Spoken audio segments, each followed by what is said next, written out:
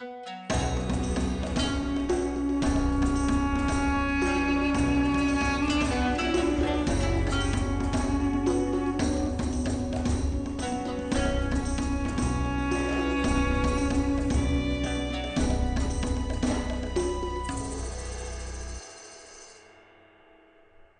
ad break time. I'm proud to announce that the Beyond Solitaire podcast is sponsored by Central Michigan University's Center for Learning Through Games and Simulations. Right now, they have a fun new project on the way. The Cracked Mirror, a downloadable expansion for 500-Year-Old Vampire, turns the game into an epistolary experience for 1 to 2 players. The expansion will be available for free in 2026, but you can get it now for a small donation. And trust me, every donation helps CLGS as they continue their mission of producing peer-reviewed games in the academic space. It is pioneering work that no one else is doing yet. Also, if you want to help me keep the lights on over here on the podcast, you can support me at patreon.com/BeyondSolitaire. For now, though, let's get on with the show. Hey, gamers, this is Liz Davidson from Beyond Solitaire, and this week on the pod, I have a very special guest. This is Ted Caya. He is the Executive Director of Operations at Leader, but today, instead of talking about how he keeps the lights on for us, we're going to talk about his new game, because he's the designer of our upcoming game, Take. How you doing today, Ted? Good. How are you, Liz? I'm doing all right. I like working and not actually being at work. So for people who are curious or have been following a little bit, what exactly is Take? Yeah, so Take is a risk management and negotiation game where players will be planning and executing a series of heists to try and have the most money by the end of the game without getting caught by the police. Sounds good. What is your personal experience with... No, I'm kidding. So actually, though, how did you get into this topic? I mean, this is your first game. You worked on it for a long time. So when did you start working on it, and like what drove you? Yeah, so for me, heists were kind of the biggest gap in what I could find a game for. I kind of purchase and play games theme first, and kind of take things that I'm already interested in, try and find a game that is going to emulate that. And heists were this kind of big gap, at least in the way that I thought about them or wanted them to be portrayed. I had tried the Burrow Brothers series of games, which are a kind of fun co-op game, but the kind of sneaking around the building and peeking around corners wasn't the part that really excited me about the genre. It was kind of the planning. It was the chalkboard scenes. It was the bulletin board in GTA 5, kind of putting together the plan, thinking about the different routes and stuff. And I felt like board games were well suited to replicate that kind of thing, but I didn't feel like I had any kind of thing. If I could have just bought this game, I wouldn't have made it. You know what I mean? Like it was just out of this need of like I want to be able to, I want this thing to exist, and I want to be able to kind of play in this world a little bit. Yes, excellent. So you mentioned that Take is a negotiation game. But I think this is the perfect podcast to talk about the fact that that's not how it started. Take began as a solo game, which is why I like it. So tell me about that. Tell me what it looked like at the beginning, and then how it expanded to multiplayer, and then like how those modes have informed each other during development. For sure, yeah. So it began as, I think the original thesis of the game was that with unlimited amount of planning time, you could erase all of the risk from a job. And that was, so you can imagine that it originally set out like, imagine if Splatter made a heist game. There's no luck. It was, you just had to accomplish all of the exact things that needed to happen. And that was something that did kind of work for a solo game. I mean, it was grindy in a way that wouldn't be fun, and I wouldn't, suggest that version be published. But it was something that was kind of working, but also had a flawed premise in the fact that the feeling that a heist is supposed to generate, the kind of will you get away with it or not, was already decided. You had that feeling a little bit at the very outset, but it was decided by the time that you arrived there. And that became a lot clearer when kind of moved into a multiplayer setting. So originally I was just doing it for myself. Therefore I didn't need to worry about, okay, what does it mean to have another player sitting at the table doing these things? So it was kind of from the ground up, just, well, if this works for me, another person could theoretically do it at the same time. You'll be points of interaction, and that will all play out. But the as I kind of started playing it with more people trying to show what the game was doing, the crunchiness of those kind of hard coded, you need these number of things to be able to do it, became immediately untenable. Like there was not going to be any world in which 3 or 4 people at the same time could be doing those calculations. So then it started going towards more of a, introducing some of that luck, some of that risk mitigation, which then, as it flowed back to the single player, it created so much more replayability and gave kind of the emotional core of a heist in a way that felt a lot better. So I was inspired a lot by the Leaving Earth, which is if you don't know, a big mathy solo game. But it is also a multiplayer negotiation game because essentially you are all just playing the game next to each other, and you have basically unlimited ability to make trades and foist risk off onto each other and mitigate it through, one person can do research and then share that for free with a second player. So yeah, that's I hope that answers the question. Yeah, for sure. So I guess the other thing I want to talk about is how long was this process of making small changes? Because when I got there, somebody pulled out Take, Yeah. and I played like an earlier cut of it than we've been looking at in the office as like our serious we're gonna do it game. But people would say, oh yeah, Ted's been working on it for years. Oh yeah, Ted's been working on this on and off for years. Like when we talk about that, how long exactly are we talking? Yeah, so I've been at Leader for coming up on 6 years now in about a week, and I've been working on this for probably about 7 then. So Take predates my work at Leader Games. Awesome. And then did the earliest versions of Solo. So for people who don't know, you're going to see a version of this soon when we do the Kickstarter. However, we're going to talk about things that exist that may or may not continue to exist in dev. So everybody chill. But so for Solo, I think it's really special because the negotiation multiplayer version of the game is there's a lot of smaller jobs, but there isn't like the one big job. Whereas the solo mode is based on the one big job, and we can swap it out among different scenarios. So we've got like the bank, we got the armored cars, we got the museum, which is my favorite so far, even though I do not support robbing museums. Where were you last week, by the way, Ted? So there's lots of really cool stuff going on. What was there always a scenario like that? And you wanted to do the big job, or is that something that you realized you could do? So originally, and I have in my office, you can see this and maybe we'll eventually share it. Originally, all of the jobs had, I would say, the level of detail that you see in the bigger jobs now in the solo mode, which is the original like big mechanical hook of the game was there was this big clock with 12 time units around it. And the police routes on the outside of the building were coded to colors that would come up in different thirds of that clock. And you had to make the determination at what point on the clock you were going to start the heist. Then every activity inside the building would take time. And then once you were out, you then started to get away at that time unit kind of through. So which meant that even down to, jewelry stores had, alarms that would change the time and, the amount of time it took to open a door was going to be different depending on which crew you brought, which tools you had, all that stuff. So eventually a lot of that got abstracted away, but I definitely still wanted to have those kind of nitty gritty details for some mode of the game in there. So I think it kind of ended up being shaved away from the rest of the game due to playability reasons.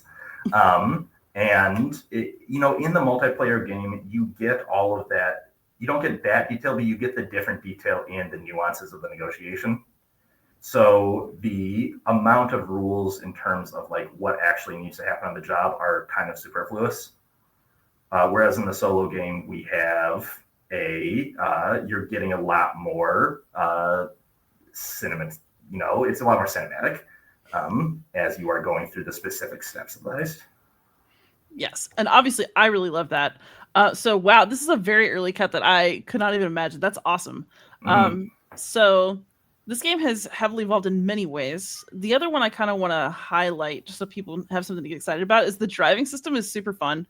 Yeah, yes, thank you. How did that one develop? Was there always like a big driving sequence, or Nope, is that something that came not later too? not at all. So one of the things that kind of came up in my, I'd say it's research a little bit. It ended up being research, but it was just interest before that.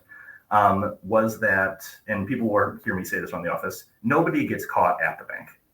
It is incredibly rare for someone who's robbing an institution to have the police pull up and then them surrender inside the building. It is always either on the getaway or it is in the aftermath of the job. So for a long time, I knew that I wanted people getting caught on the getaway. That was when that was going to happen, when you were going to realize that it was done. The problem was I'll give you the original getaway system was with that time wheel. You basically just had to follow a route that didn't touch a color on that color's time thing. So that was the no luck version. Yeah. Once I started pulling away from that, it became you rolled essentially one dice per distance that you had to get, and then you had to arrange them so that they were counting up one through the number you were going to. And then anything that was off, like if you rolled two twos and a three and you needed a one, you would need to pay basically one heat to turn that two into a one and get that. And that was the system I was like, I was proud of. I thought it was clever. I ran with that for a while. And then Josh Yearsley, the rules editor, came to town and we played it. And in the most tactful way possible, he was just like, not this. He was like, this isn't working. It is like you're rolling the dice and you have to figure out all the different things. You're losing all of the tension from the getaway. And basically, people kept pushing against this idea of like, why am I doing all of this consideration about the heist itself? And then I'm doing this like flat roll to find out whether I did it or not. And that was when kind of switched the wheel, because I realized that if that is where people were going to get caught, it needed more of a set piece to kind of help imagine what exactly happened on that. So that was where this kind of big wheel came in, where always it has been you're rolling dice, you are trying to not point at the dice with your wheel, and the way you turn the wheel is influencing kind of where the car is moving in the city. So that's kind of how that ended up there. And then it's been probably a year and a half since then of tweaking exactly what it means to point at a dice, how you can turn the wheel. For a long time, it mattered how hard you were turning the wheel and how many spaces you had available. And that's been cut and replaced with some other stuff. So it's been a long journey, and it will continue to be a long journey. I'm sure that is the part we're working on right now, and will probably go through a number of iterations. We're not quite at, I know a number of times in studio working on other games, we've had the moment of scrap it, everybody go make your own design for it. We'll come back in a week and we'll see where we're at with like 4 new things. And we haven't had to do that yet. We're still working within the like iterative loop. We haven't like scrapped and gone to a new system yet. Interesting. So you mentioned heat. Let's talk a little bit about that, because it does feel very Grand Theft Auto, but I think that's in a good way. Yep. What were your inspirations to decide like how you wanted to talk about police interest and getting caught? What elements of investigation made it in? It was straight. When I tried a cut of the game, it didn't have kind of that star system, so like the 1 through 5 star system, for a long time.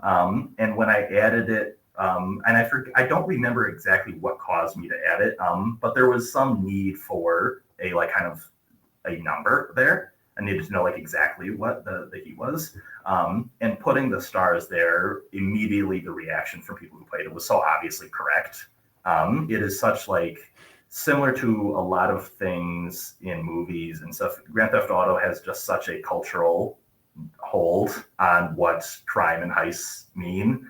And being able to put the star system there was essentially cut out any explanation from that part of the game. People understand how much the cops want to get you is measured between 1 to 5. And if you go over 5, you're toast. So we talked about research a couple times. We've kind of touched on it, but this is actually the thing that really got me worked up about the game, other than the fact that it already has a robust solo mode, which is a key to my heart immediately. So, you know a lot of things like, okay, well, nobody ever gets caught at the bank, Mhm. or like you picked a very specific time period for Mhm. this Yep. game. Yep. Yep. What So it's like 80s ish. What inspired Yep. you to pick this period? And like what kind of research have you done about it? Yeah. So I'd say the kind of I've like I said, I've always been interested. There's a great podcast that I listen to. I think all of the episodes by now, like 200 episodes each, focusing on one heist apiece, plus heist news, which is individual. It's called Heist Podcast.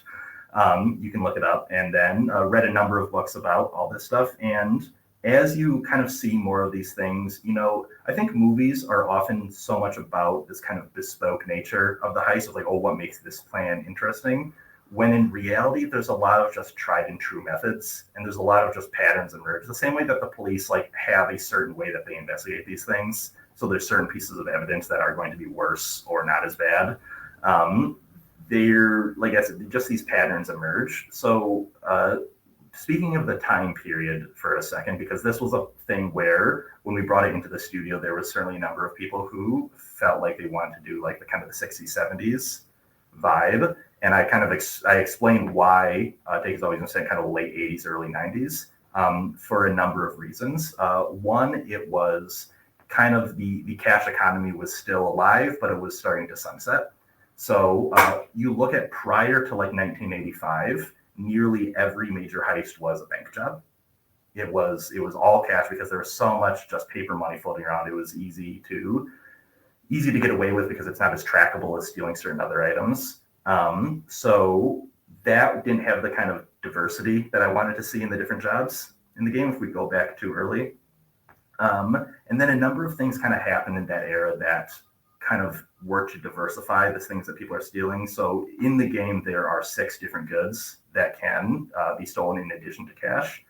And things like, the rise of consumer electronics was happening in that era. So all of a sudden, these things were getting smaller and more portable and more expensive. You had Vince Van Gogh's Sunflowers art went at it was a massive auction. I forget exactly how many millions, but that was the first time that kind of a bunch of people's ears perked up to, oh, art can be this valuable. I mean, you always, sales for hundreds of thousands before, but all of a sudden millions of dollars for a single painting, that was notable. And it also made people want to collect them, which raised the demand, which did all of those different things. And then there's some stuff about like diamond and gold pricing that kind of went on in this era, and that's all well and good. But the main thing were kind of those electronics, the art, and then the cash kind of sunsetting and forcing people to diversify their targets. So that was important. And it also exists at a very interesting time technology-wise. Nowadays, there's a lot of like heists are hacking jobs there, which are just not as exciting. They're not as cinematic. I don't understand them as well. But the old school, I think you saw like 2 waves of like, I'll say the golden era of heists, which was that late 80s, early 90s time period. And then around 2008, there was a lot of them, which you can, especially in the US, which you can imagine why suddenly some people were trying to figure out ways to supplement their income around that era. But yeah, and I think that early 90s it felt obvious when you hear about a lot of these big ones. And it did extend into the early 2000s. I'll say too, you look at some of the biggest heists, a lot of those, I'd say it peaked in the early 2000s.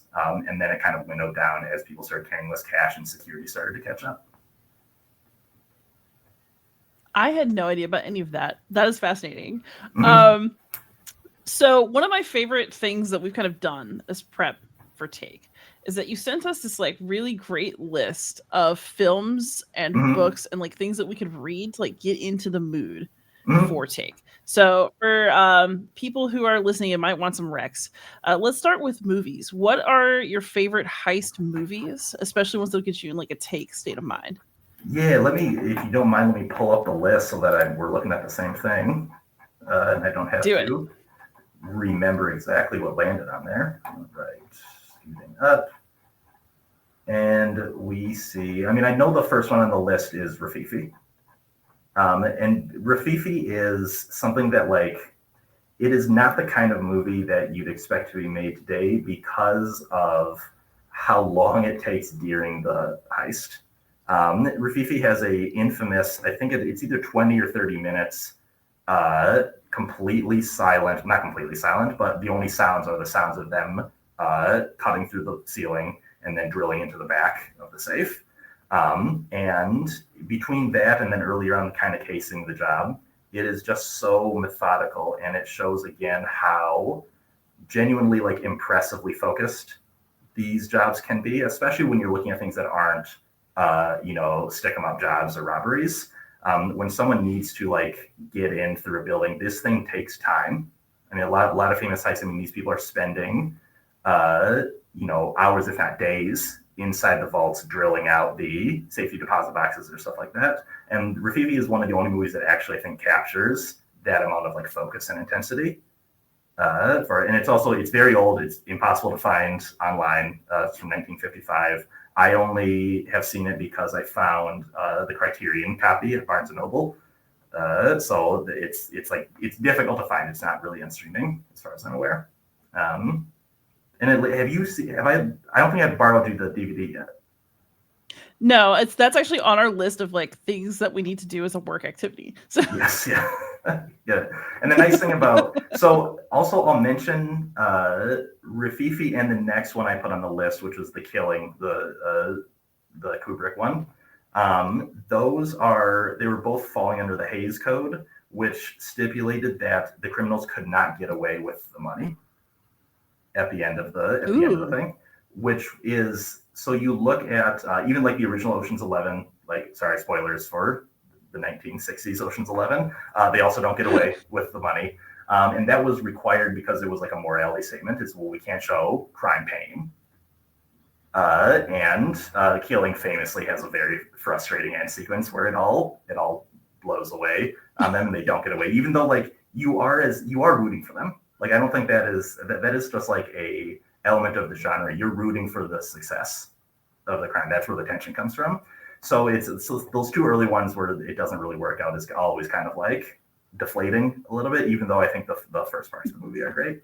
The one that gets around this, which was kind of a weird add to the list, was For a Few Dollars More, which is the second of the Sergio Leone Man with No Name trilogy. And that one it has a lot of the elements of like the heist genre, even though it is technically what they're stealing. There is a heist in it, and there is like some cash that they are fighting over. But the real heist is like other men's lives. It's like a bounty that they get. And because it wasn't like a crime in the same way, because they were all criminals, they do get away with it in the end. Like, it does work out well. So that one has like, weirdly, no one talks about it as a heist movie, but it has a lot of these kind of elements that actually tie in with the genre, even if it's not in the same setting. So those are kind of like the main older ones. I know I also have Dog Day Afternoon and Bottle Rocket on there. And Bottle Rocket is the one that I want to call specifically, which is, it is Wes Anderson's first movie, and it is probably the most accurate heist movie for what you hear, just like kind of the low level bumbling job. The way that they are trying to they're trying to rob the cash register from like a bookstore, and then they're trying to get the safe of a like refrigeration plant. And these are like things that I hear all the time in like story, like people, like especially in the heist news, like when you hear about just like a local interest piece of like, oh, a place got broken into and the things went wrong, or you'll watch videos of like someone trying to rob a cell phone store and the doors shut down and they don't get out. These little kind of mistakes that are just kind of endearing in a way. And that is what Bottle Rocket kind of represents to me on there. And then I have a whole suite of like kind of later movies that I think are really good. The only one that I will like enumerate on, I think, is Logan Lucky, which is another comedy one, but it is so process focused in the way that a lot of heist movies end up becoming like character pieces later on, which is fine, and that's good. Like, I like movies like that. But in terms of like what is getting me in the take state of mind, it is the process of, we got to do this, then we got to do this, we got to do this. This went wrong. How do we circumnavigate that? So yeah, that's the one that I like. If I'm really feeling, if I need to like kickstart the creative juices, that's the one that I'll go back and watch because it's so entertaining and it's so just so much fun. All right, so not only these great recommendations, but hearing you talk about them leads me to more questions, which is, of Yeah, course, the true hit me. game for me always. So, Yeah. the first thing I want to just talk about, because we did talk about it kind of in like early hints about this game, is that there Mhm. are no guns in Take, Yes. and Yep. there are no like directly represented police. They're Mhm. investigations, but there Yep. aren't actually like cops on the map really, other than like the ones that Mhm. just kind of show heat Yeah. coming on you as you drive. Yeah. What drove those particular decisions Yeah. going into this game? So the no guns thing was really a direct result of the research, which basically was if you actually pull the trigger on a job, you will get caught. It just raises the stakes to such a level that I don't think you can find a major heist where somebody was killed that didn't end up getting caught. All of the ones that like got away with it fully were non-violent heists. So the idea of like representing it became a historical the idea that if someone had a gun and was able to use it and then still get away with it just didn't ring true in a way. So that was like an easy cut. In addition to it being palatable for like, and I don't the Louvre, as you referenced earlier, the Louvre job that just happened last week or a few days ago, whatever it um, was so compelling, I think, to so many people because it was nonviolent. Nobody got Yeah. hurt, and that's what like is exciting, and that's what like gains. That's what allows you to not lose respect, even if you're mad about like the crown jewels being stolen and all of that stuff. At least nobody got hurt, and I think that there's actually a lot to be said about that. So I luckily have the historical part to like fall back on, but I also have the benefit of it. Like, okay, I don't know how many people actually want to be kind of utilizing weaponry in their ideal heist. Um, and then the cops thing was a point of view choice. It was we're telling the story from the point of view of the criminals. You just simply don't know what the police are doing at any given time. You don't know how they're investigating. We see that in movies when it cuts away, but you don't in real life. All you have is the paranoia of sitting at your apartment waiting to see if the cops show up outside of it. Um, so I didn't want to represent too deeply what was kind of going on the police's side of things. And certainly I never wanted to have somebody playing on the police side of things. The goal of the game, eventually became sitting down with your friends to plan a heist together. Having one of your friends trying to stop you from getting away with it wasn't as fun. And if I could represent it with the game system itself, why cast a player in that role? Makes sense. The other thing that's come up as we were talking about these movies, and I find this very charming. We talk about excitement, Mm-hmm. about like respect for the people doing the heist. You describe some of Mm-hmm. the small mistakes as like charming, and Yeah. like we're talking about like the fun of heists. Yeah. I mean, they are crimes. What is it do you think about heists that makes us find them so compelling in a sense where it's like we kind of hope somebody gets away with it? Yeah, I think it is because the object of desire is so obvious and relatable. You don't relate to a murderer because you don't want to kill someone. You know what I mean? Like, Yeah. but you do want money. So like, I think everyone like understands why somebody would want to steal money from a bank. So you get someone who's like understandable motivation, and then I think there is something about just the amount of effort that goes into these jobs. Again, like nobody respects the person who just walks into a bank and starts waving a gun around and scares a bunch of people and stuff. It's when the bank staff arrives on Tuesday morning after a long holiday weekend and finds the vault's been broken into, and that's all that's left. That's the part that's like, cool, at least to me, and I think to other people because I see the way other people talk about it. And yeah, so I think it's just a combination of motivation and kind of the effort that goes into it. And I think like heist and crime, besides having like a media presence, they also have uh, there's cultural backbone to a lot of these things. I talked about John Dillinger before. Famously, will tear up mortgage records when he would rob banks so that the bank couldn't tell who owed what money. And that like kind of turned him into this kind of like folk hero. And it was at the time too when people weren't that fond of banks. I don't think people are that fond of banks or a lot of places that are holding onto a lot of wealth right now too. So there's a little bit of like Robin Hood aspect to it, I think. that people get. Again, a lot of that goes out the window if anyone gets hurt, which is why, I mean, but you look at, like I said, the really big jobs, often nobody does get hurt because they know that's not a path to success. Yeah, I mean, if you feel if your gut churns at the idea of a heist, please let me know. We'll No, not at all. try and sort that out. But yeah, I mean, No, it's like, more of like it makes you feel naughty in a fun way. And yeah, like it's that makes sense. evocative Like in a different also, way from other crimes. yeah, like you have to put security around like the Hope Diamond. It's a big shiny rock. Of course, people want to steal it. Of course, you have to put security around it. Nobody is like mad about that. I don't know museums like, oh, I wish we didn't have to secure these. Like, no, they get it. So I think it's just so like innate to our understanding, and it's exciting. Like people like getting away with things in their day-to-day life too. So I think it's just a accentuated version of that a little bit. And so just to fill it out, because we got a lot of readers listen to this podcast too. If you're gonna go read about heists, Yes. what are the best reads?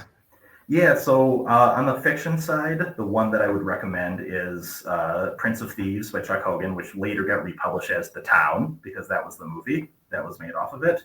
And that one, I think, was, I mean, it's like a really well-written thriller book. It is got entire chapters devoted to kind of the casing of the jobs.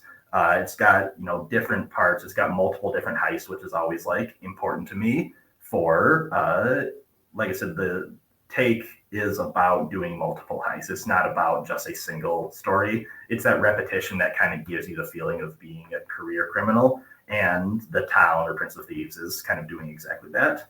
And then on the nonfiction side, I want to highlight The Big Con, which was a anthropologist's study of the language that con men in the 1910s and 1920s kind of used, and the methodology they used to kind of get people to trust them and eventually give up the equivalent today of, I mean, hundreds of thousands of dollars people were losing to these cons. And it almost reads, it reads like a fantasy. Like, I can't believe this ever happened, but like in this time, like post, they can like, you can like wire money that existed at the time, but like you couldn't call on a cell phone to like verify things. So it's really intense, the kind of planning that went into their jobs. It also, I say, does two things that were relevant. One, it shows that these were like repeatable methods. It wasn't, again, these bespoke ideas of like, oh, what if we did this time? It was like, nope, this is the job. This is how we do it. It works so often. And then it also got turned into a movie with Robert Redford. What was the name? You know, the one, The Sting. The Sting was based off of the Big Con. But yeah, no, it's a fascinating read, and it although it is not like stealing from an institution, it does have the same amount of planning and like the amount of lying. I mean, you'll see a lot of times in real big heists, it is the human element that is what is being circumnavigated, not the physical security often, and the Big Con is like all about the human element. That's super interesting. We can talk about this forever, actually, but I want to pivot because we work together and we have these conversations together. You know, when we talk about leader games, especially as we kind of are moving into like an era where we have a new in-house designer, congratulations. You know, we spend a lot of time talking about like what makes a game a leader game. Yeah. So what is it about Take that makes it special for us? I'm asking you to talk yourself up because you're too humble, Ted. Yeah. No, I mean, I think so Take, from what I would consider originally like not necessarily a leader games game, was molded that way, not because I was so intent on like, I can only publish it through leader, but because the kind of methods we use to determine whether a game is working or not is kind of the only way that I now know how to judge games. Like the vast majority of my plays are prototypes under review at various stages. So I think the things that Take specifically hits on are the level of player interaction, which, obviously we're talking about the multiplayer game here for a second, because that's certainly that's the part that was pitched and kind of went through the green light system. And then the solo mode on the side was kind of, my personal desire, your desire. That's all good, and we're like super excited to have the fans see that part. But in terms of like right now, what makes the leader game, it was that level of player interaction. I think it was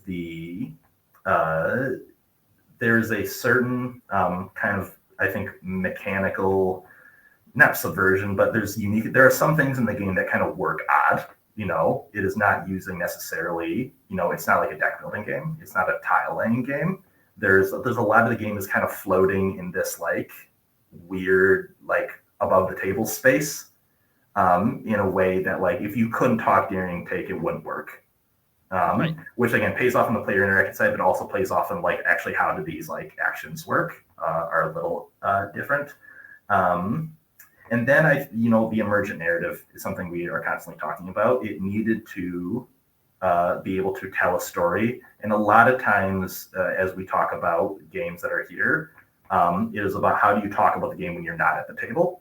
And this is like one of the things I've talked about with Matt, our community manager, and who hosts the Romp podcast, is that you can kind of send games through the podcast test, which is like how many episodes could be devoted to talking about this game. And that's not a perfect test. Like Oath famously like is not exactly like a good podcast material. It is like this big sprawling interesting game, but like it's kind of hard to talk about in a elongated way without just talking about your own plays of it. You can't really talk about these kind of strategic imperatives.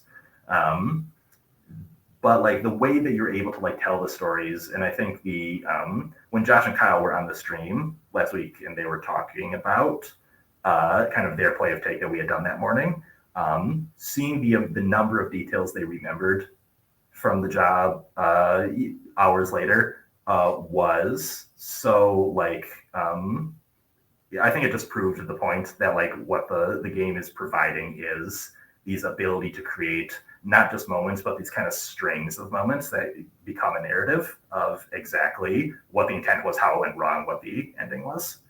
I think there was one more thing that I think is relevant. I'm trying to remember what it was. I don't know. I lost the thread. It's all good. Now I'll just edit it like that never happened. I'm sorry. The other thing I think is really interesting is, I absolutely will play and enjoy multiplayer take. But, I'm a soloist in part because I don't necessarily love having to put myself out there and like horn in on a deal. Yeah. So take is a very freeform game, at least right now, where you have to like decide to insert yourself into a situation. Yeah. So I guess what comments do you have about that in general as a design philosophy? And then what things are built into the game for people to look for to like help them latch in if they are looking for something to say or contribute? For sure. So I think the two sides of that.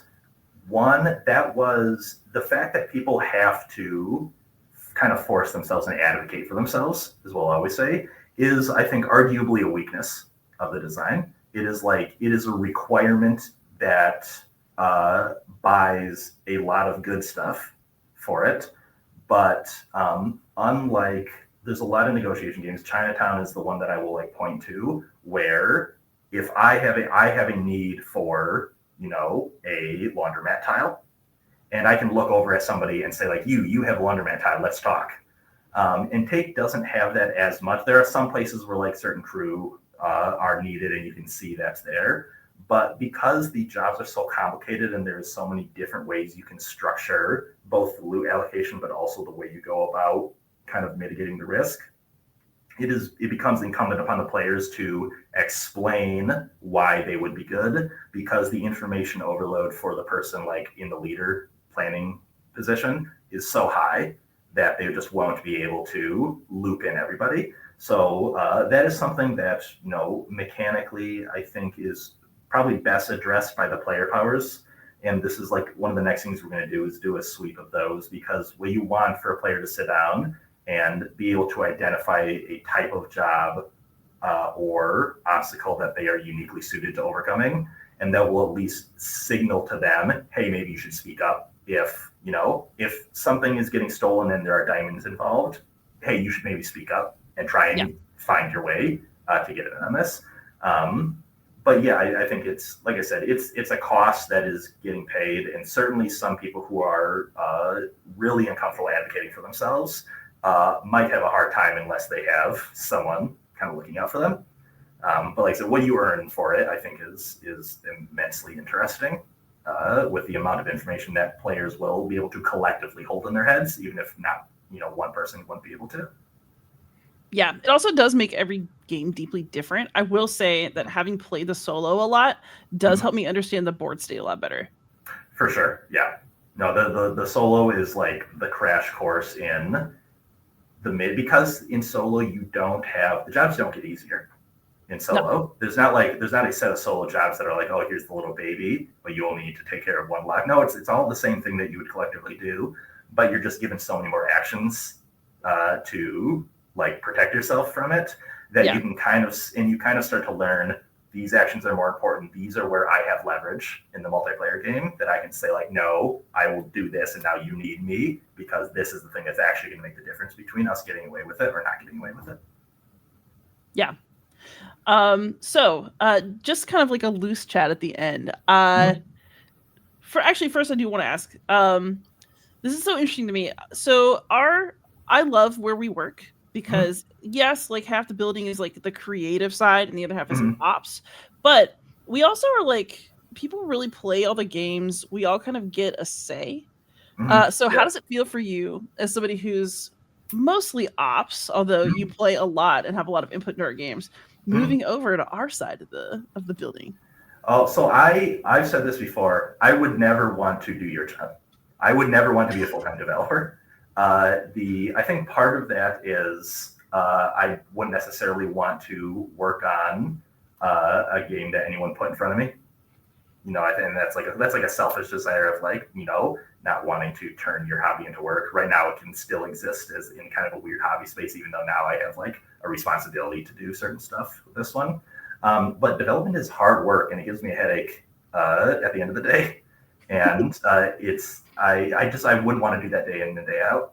I love the business side of things. I'm interested in it. It animates me to kind of do operation size projects in a way that like games are fun, but they'll never truly fully animate me in that same way. So I don't think that. I'm happy to involve myself as much as possible, but like Nick is the lead developer on Take. So he's like organizing the playtest. He's been doing the things in the evening. He kind of gets final call on making changes for stuff, and I'm more than happy to cede that power. Like I said, I sat in like a year and a half ago. Josh came to visit, and they were doing a card review of Oath, of all the new Oath cards. And I just sat in on that. I didn't even talk. I just listened, and I was wiped by the end of the day. I mean, because it was 2 to 3 hours of just talking about different card powers and what's balanced and is that thematic enough and stuff. And it is exhausting work. And yeah, I would not want to sign up to do that day in and day out. How has it felt to see? I guess we started to have some outside playtests. So how has it felt to see responses to your game from people outside of our office? It's good. I haven't seen any in person since. I mean, I've played games outside of the office, back older versions, like kind of before it got brought in. But I haven't seen any like in-person reactions to the new stuff. Nick has reported to me and generally said good things. But yeah, it will probably be a few more weeks before I see kind of what that looks like. So I don't know how it will feel. It's certainly been great to hear that things are going well, that people seem to be. I guess my biggest concern was that people would feel, I mean, there's a lot of luck in the game. Like I think there's no way of navigating around that. There's just like, maybe luck isn't right, but there's a lot of die rolling. And that can hit certain people a certain way. So I guess the fear of going into that was always, would people feel like they were getting the narrative momentum out of all of the die rolling, or would they just feel like it was a crapshoot and, whatever was happening? And thus far, I think those fears were unfounded. People seem to be understanding what the game is doing, how it seems to be navigating people caring about victory, but not so much that they get salty about it at the end.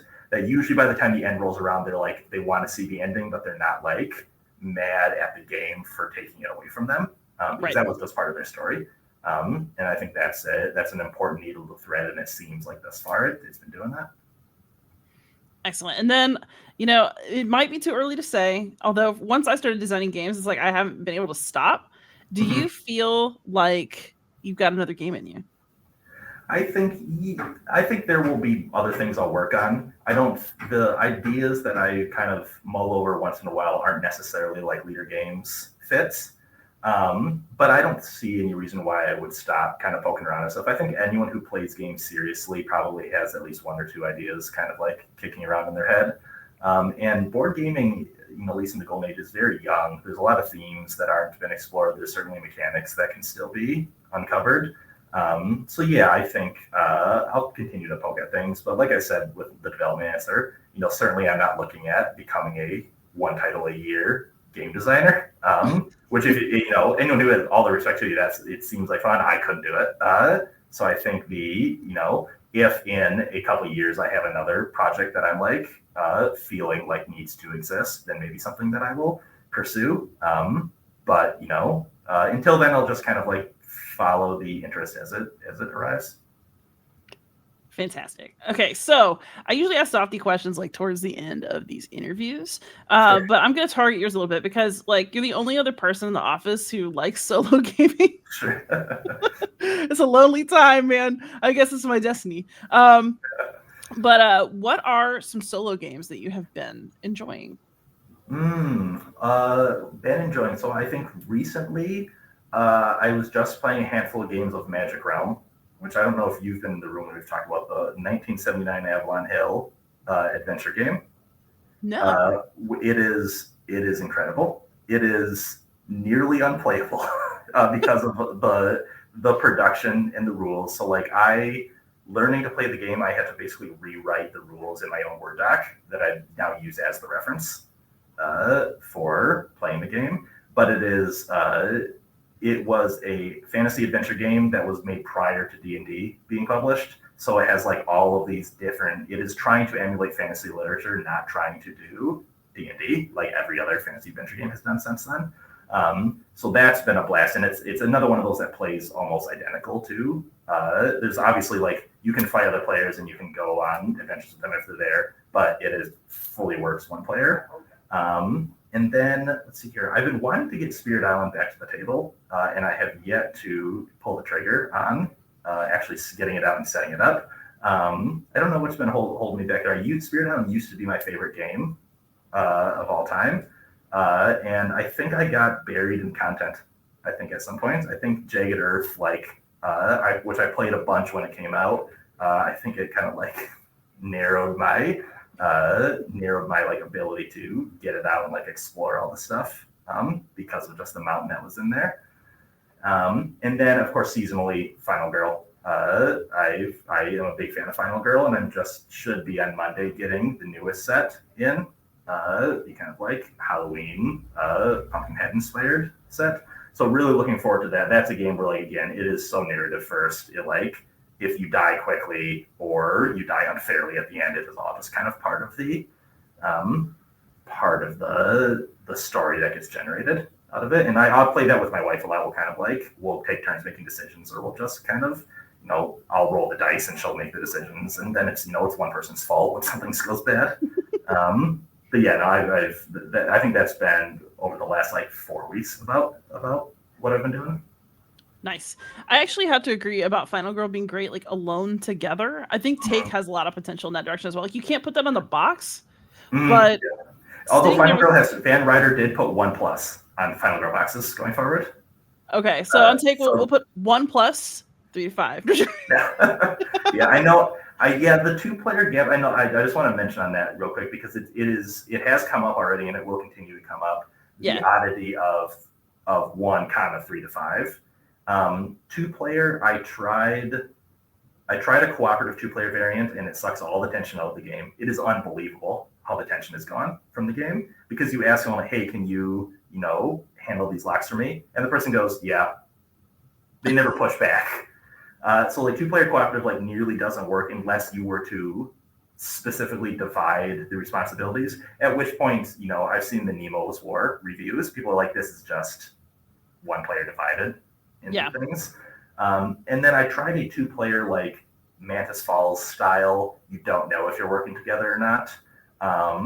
But again, as soon as you were, the tension was, even though you didn't know, the tension was still sucked out of the game because you're doing that. And then 2-player competitive is just like, it has the 0-sum problem. It's just odd. So yeah, if we did 1+, 3 to 5 is probably too weird to put on the box.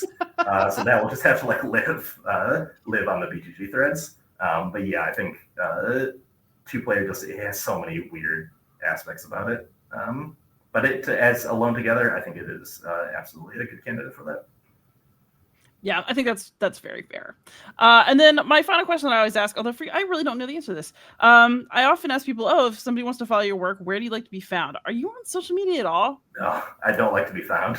Don't look for me.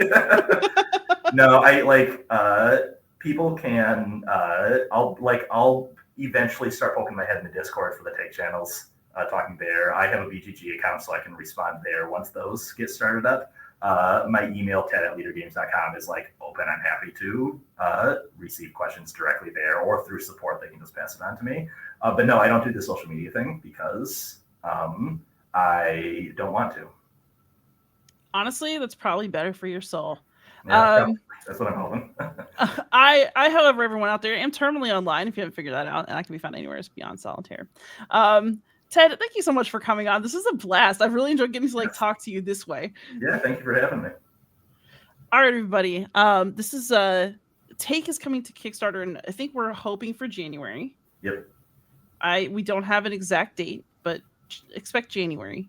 Mm-hmm. And y'all should be watching some movies and reading some books to get yourselves excited for it, because I'm really happy with the robust solo mode. And if you like to argue with your friends about who's going to drive, this is the game for you. All right. Thanks, Ted. And then everybody out there, please like, subscribe, comment, ask questions, and most of all, happy gaming.